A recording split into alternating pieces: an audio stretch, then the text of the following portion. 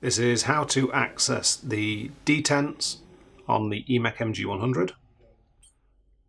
Take 2mm driver and do the detent plate screw on the side, place that to one side.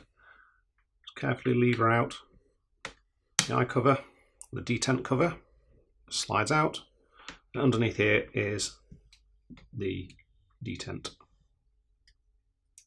Inspect the detent, make sure that it has plenty of spring left in it and it's not gone gummy or chewy. Make sure it hasn't been cut at the end. Make sure it's a fully formed detent.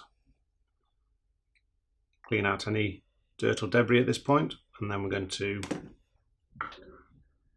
either replace with a new detent or replace the old detent if it looks in good condition. Make sure it sits down and clips into the pocket. Detent cover back in and replace the screw. That's it. There are two detents, one on either side of the body, exactly the same for the left and right side of the body.